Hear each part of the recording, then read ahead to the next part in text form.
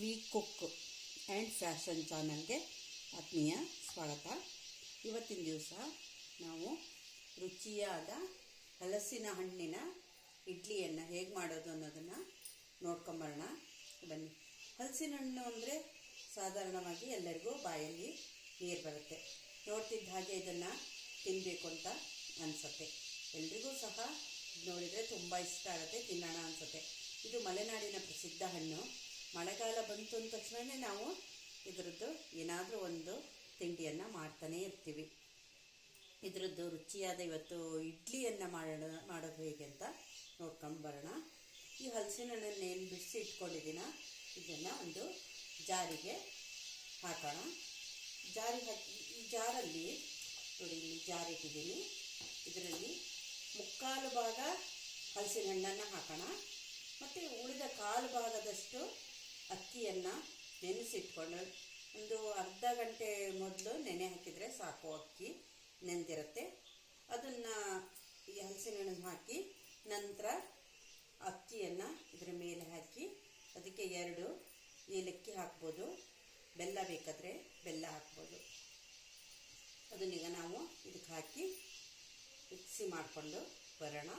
ಮತ್ತು ಉಳಿದಿದ್ದನ್ನು ನಾನು ಹೇಗೆ ಮಾಡೋದು ಅನ್ನೋದನ್ನು ತೋರಿಸ್ತೀನಿ ನೋಡಿ. ಸಿಹಿ ಇಡ್ಲಿ ಬೇಕಾದರೆ ಇದಕ್ಕೆ ಸಿಹಿ ಹಾಕ್ಕೊಬೇಕು, ಬೆಲ್ಲ ಹಾಕಬೇಕು. ಕೆಲವರಿಗೆ ಸಿಹಿ ಇಡ್ಲಿ ತುಂಬ ಇಷ್ಟ ಆಗುತ್ತೆ, ಕೆಲವರಿಗೆ ಸಿಹಿ ಇಡ್ಲಿ ಇಷ್ಟ ಆಗೋದಿಲ್ಲ. ಅಂಥವ್ರಿಗೆ ಬೆಲ್ಲ ಬೇಡ. ಆಮೇಲೆ ಈ ಶುಗರು ಇರೋವಂಥವ್ರು ಮತ್ತು ಸಿಹಿ ತಿನ್ನಲ್ಲ ಅನ್ನೋರು ಇದಕ್ಕೆ ಬರೀ ಹಲಸಿನ ಹಣ್ಣು ಸಾಕಾಗತ್ತೆ. ಇದಕ್ಕೆ ಪ್ರತ್ಯೇಕ ಬೆಲ್ಲವನ್ನು ಹಾಕೋದು ಬೇಕಾಗಿಲ್ಲ. ಕೆಲವರಿಗಿನ್ನೂ ಸಿಹಿ ಇಡ್ಲಿ ಬೇಕಾಗಿರುತ್ತೆ. ಅಂಥವ್ರು ಏನು ಮಾಡಬೇಕು, ಇದಕ್ಕೆ ಬೆಲ್ಲವನ್ನು ಸಹ ಹಾಕಬೇಕು. ಇದನ್ನು ಮಿಕ್ಸಿ ಮಾಡ್ಕೊಂಬಂದು ಉಂಡೆ ಬೆಲ್ಲ ಆದರೆ ಜಾರಿಗೆ ಹಾಕ್ಬೋದು. ಇಲ್ಲ ಜೋನಿ ಬೆಲ್ಲ ಇದ್ದರೆ ಆ ಥರದ್ದೇನೋ ಅಥವಾ ಕರಗಿಸಿಟ್ಟಿದ್ದ ಬೆಲ್ಲ ಇದ್ದರೆ ಅದನ್ನು ಈ ಪಾತ್ರೆಗೆ ಒಂದು ಹಿಟ್ಟನ್ನೇನು ಮಾಡ್ಕೊಂಬಂದಿರ್ತೀವ ಅದಕ್ಕೆ ಹಾಕಿ ಕಲಸಿ ಬಿಡ್ಬೋದು. ಆಮೇಲೆ ಅದನ್ನು ಹೇಗೆ ನಾನು ತಟ್ಟೆ ಹಾಕಿ ಬೇಯಕ್ಕಿಡಬೇಕು ಅನ್ನೋದನ್ನು ಮತ್ತೆ ಹೇಳ್ಕೊಡ್ತೀನಿ. ಸದ್ಯಕ್ಕೀಗ ಇದನ್ನು ಮುಕ್ಕಾಲು ಭಾಗ ಆಗೋಷ್ಟು ಇದನ್ನು ಸೊಳೆಯನ್ನು ತೆಗೆದು ಜಾರಿಗೆ ಹಾಕಿ ಅದರಲ್ಲಿ ಕಾಲು ಭಾಗದಷ್ಟು ಅಕ್ಕಿಯನ್ನು ಹಾಕಿ ಮಿಕ್ಸಿ ಮಾಡಿಕೊಂಡು ಬರೋಣ ಬನ್ನಿ.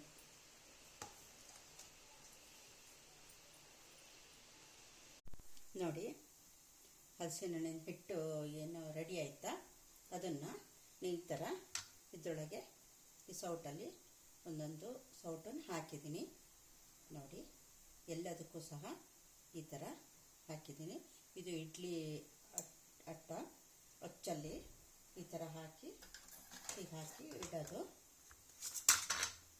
ನೋಡಿ. ನಿಮಗೆ ಎಷ್ಟು ಬೇಕೋ ಅಷ್ಟು, ಎಷ್ಟು ಜನ ಇದ್ದೀರಾ ಅಷ್ಟು ಜನ. ಬೇರೆ ಬೇರೆ ಪಾತ್ರೆ ಇರುತ್ತೆ, ಎಲ್ಲದಕ್ಕೂ ಯಾವುದಕ್ಕೆ ಬೇಕೋ ಅದಕ್ಕೆ ಆ ಥರ ಹಾಕಿ ಇಡ್ಬೋದು.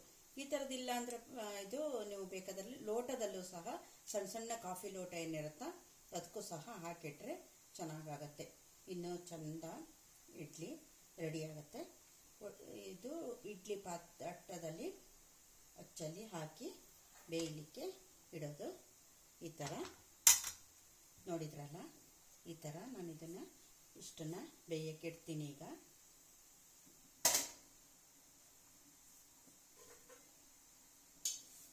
ಇಡೋಣ. ಇದು ಹಲಸಿನ ಹಣ್ಣು ಆಗಿರೋದ್ರಿಂದ ಸ್ವಲ್ಪ ಜಾಸ್ತಿ ಸಮಯ ಬೇಕಾಗುತ್ತೆ. ಇದು ಬೇಯಲಿಕ್ಕೆ ಸ್ವಲ್ಪ ಜಾಸ್ತಿ ಸಮಯ ತಗೊಳುತ್ತೆ. ಹಾಗಾಗಿ ಸ್ವಲ್ಪ ಹೊತ್ತು ಹೀಗೆ ಬೇಯಿಸೋಕ್ಕೆ ಇಡೋಣ. ಮತ್ತು ನಮ್ಮನೇಲಿ ತುಂಬ ಜನ ಇರೋದ್ರಿಂದ ದೊಡ್ಡ ಪಾತ್ರೆ ಬೇಕಾಗತ್ತೆ.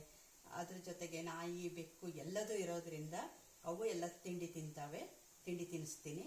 ಅದಕ್ಕೋಸ್ಕರ ಸ್ವಲ್ಪ ಜಾಸ್ತಿ ಬೇಯಕ್ಕೆ ಇಟ್ಟಿದ್ದೀನಿ.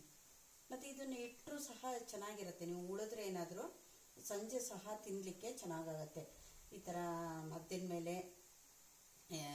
ಮಧ್ಯಾಹ್ನ ಮೇಲೆ ಕಾಫಿ ಜೊತೆಗೆ ಆ ಥರನೂ ತಿನ್ಬೋದು. ಮತ್ತು ಬಂದವರಿಗೂ ಸಹ ಯಾರು ನೆಂಟರು ಬಂದರೆ ಹಾಕಿ ಕೊಟ್ಟರೆ ಅವರಿಗೂ ಸಹ ತಿನ್ನಲಿಕ್ಕೆ ತುಂಬ ಚೆನ್ನಾಗಾಗತ್ತೆ ನೋಡಿ. ಬೇಕಾದರೆ ಬಿಸಿ ಬೇಕು ಅಂದರೆ ನೀವು ಇದನ್ನು ಹಾಗೆ ತೆಗೆದಿಟ್ಕೊಂಡ್ರೆ ಪಾತ್ರದಲ್ಲಿ, ಬಿಸಿ ಬೇಕು ಅಂದರೆ ಸ್ವಲ್ಪ ಹೊತ್ತು ಇಟ್ಟರೆ ಆದರೂ ನೀರು ಕಾದ ತಕ್ಷಣವೇ ಮತ್ತೆ ಬಿಸಿ ಆಗುತ್ತೆ. ಬಿಸಿ ಬಿಸಿ ಇಡ್ಲಿ ಕೊಡೋಕ್ಕೆ ರೆಡಿ ಆಗುತ್ತೆ, ಸರಿಯಾಗುತ್ತೆ. ಯಾರು ಬಂದ ತಕ್ಷಣ ಅವರಿಗೂ ಸಹ ಇದನ್ನು ಕೊಡ್ಬೋದು. ನೋಡಿದ್ರಲ್ಲ, ಇದನ್ನೀಗ ಸ್ವಲ್ಪ ಹೊತ್ತು ಬೇಯಿಸೋಣ. ಬೆಂದಾದ ತಕ್ಷಣವೇ ಯಾವ ಥರ ಆಗುತ್ತೆ ಅಂತ ನಾನು ನಿಮಗೆ ತೋರಿಸ್ತೀನಿ. ನೋಡ್ತಾ ಇರಿ, ಸ್ವಲ್ಪ ಹೊತ್ತು ಇರಲಿ. ನೋಡಿ, ರುಚಿಯಾದ ಘಮ ಘಮ ಅನ್ನುವ ಹಲಸಿನಹಣ್ಣು ಇಡ್ಲಿ ರೆಡಿಯಾಗಿದೆ. ನೋಡಿ ಎಷ್ಟು ಚೆನ್ನಾಗಿದೆ. ನಾನು ಇದನ್ನು ಮುಕ್ಕಾಲ ಅಷ್ಟು ಹಾಕಿದರೆ ಉಬ್ಬಿ ಅದು ತುಂಬ ಆಗಿದೆ, ಬೆಂದಿದೆ, ಘಮ ಘಮ ಅನ್ನಿಸ್ತಾ ಅಂತ ಇದೆ. ನೋಡಿ, ನೋಡಿದರೆ ತಕ್ಷಣ ತಿನ್ಬಿಡೋಣ ಅನಿಸುತ್ತೆ. ನೋಡಿ, ಇದೆ ತುಂಬ ತುಂಬ ಮೃದುವಾಗಿದೆ. ನೋಡಿ, ಒಳಗಡೆ ಸಹ ಎಷ್ಟು ಚೆನ್ನಾಗಿ ಕಾಣ್ತಾ ಇದೆ. ನೋಡಿ, ಇದನ್ನು ತುಪ್ಪ ಮತ್ತು ಏನಾದರೂ ಚಟ್ನಿ, ತುಪ್ಪ ಏನಾದ್ರು ಹಾಕ್ಕೊಂಡು ತಿನ್ಬೋದು. ಇದೆ ಕಾಯಿ ಚಟ್ನಿ ತುಂಬ ಚೆನ್ನಾಗಾಗುತ್ತೆ ಇದಕ್ಕೆ. ನೋಡಿ, ಎಷ್ಟು ಚೆನ್ನಾಗಿತ್ತು. ಇದನ್ನು ನಾವೀಗ ತೆಗೆದು ಈ ಥರ ಹಾಟ್ ಬಾಕ್ಸ್ ಯಾವುದಕ್ಕಾದರೂ ಒಂದಕ್ಕೆ ಹಾಕಿಟ್ಕೊಂಡ್ರೆ ಬಿಸಿ ಬಿಸಿ ಇರುತ್ತೆ. ನೋಡಿ, ತೆಗೆಯೋದಕ್ಕೂ ಸಹ ತುಂಬ ಸುಲಭ. ನೋಡಿ, ತೆಗೆದು ಈ ಥರ ನೋಡಿ ಎಷ್ಟು ಚೆನ್ನಾಗಿ ತುಂಬ ಚಂದದ ಹಲಸಿನಹಣ್ಣಿನ ಇಡ್ಲಿ ತಯಾರಾಯಿತು. ಇದಕ್ಕೆ ಕಾಯಿ ಚಟ್ನಿ, ತುಪ್ಪ ಹಾಕ್ಕೊಂಡು ತಿನ್ನೋಕ್ಕೆ ಚೆನ್ನಾಗಿರುತ್ತೆ. ತುಂಬ ಮೃದುವಾಗಿದೆ, ತುಂಬ ಚೆನ್ನಾಗಿದೆ. ನೋಡೋದಕ್ಕೂ ಸಹ ತುಂಬ ಚೆನ್ನಾಗಿದೆ. ಹಾಗೆಯೇ ರುಚಿಗೂ ಸಹ ತುಂಬ ಚೆನ್ನಾಗಾಗುತ್ತೆ. ಎಷ್ಟು ಬೇಗ ನೋಡಿ, ಎಷ್ಟು ಬೇಗ ಇದು ಬರುತ್ತೆ. ಹತ್ತಿ ಥರ ಇದೆ, ಇದು ಎಷ್ಟು ಚೆನ್ನಾಗಿದೆ.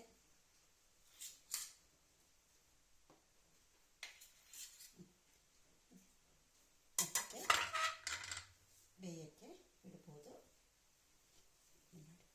ನೋಡಿದರೆ ತಿಂದುಬೇಡ ಅಂತ ಪಟ್ಟ ಪಟ್ಟ ತಿಂದುಬೇಡ ಅನಿಸುತ್ತೆ. ತಿನ್ನೋಕ್ಕೂ ಸಹ ತುಂಬ ಚೆನ್ನಾಗಾಗುತ್ತೆ. ನೋಡಿದ್ರಲ್ಲ ಆದ್ಮೇಲೆ ನೀವು ಸಹ ಹಲಸಿನಹಣ್ಣಿನ ಇಡ್ಲಿ ಮಾಡಿ. ಹಾಗೆಯೇ ನನ್ನ ಯೂಟ್ಯೂಬ್ ಚಾನಲ್ಗೆ ಸಬ್ಸ್ಕ್ರೈಬರ್ ಆಗಿ. ಇದೆ, ಇಲ್ಲಿಷ್ಟಿದೆ. ಇದನ್ನು ಸಹ ತೆಗಿತೀನಿ ಈಗ. ಒಂದು ಸರಿ ಮಾಡಿದರೆ 2-3 ಜನ ತಿನ್ಬೋದು. ಇದೆ,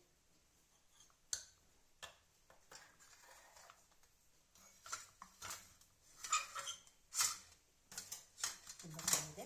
ಇನ್ನಷ್ಟು ಮತ್ತಷ್ಟು ವಿಡಿಯೋ ಹಾಕಬೇಕು, ನೋಡಬೇಕು, ಕಲ್ತ್ಕೊಬೇಕು ಅಂದರೆ ನನ್ನ ಯೂಟ್ಯೂಬ್ ಚಾನಲ್ಗೆ ಸಬ್ಸ್ಕ್ರೈಬರ್ ಆಗಿ, ಶೇರ್ ಮಾಡಿ, ಲೈಕ್ ಮಾಡಿ. Thank you. ನೋಡಿ ಎಷ್ಟು ಚೆನ್ನಾಗಾಗಿದೆ. ನೀವು ಸಹ ಮಾಡಿ.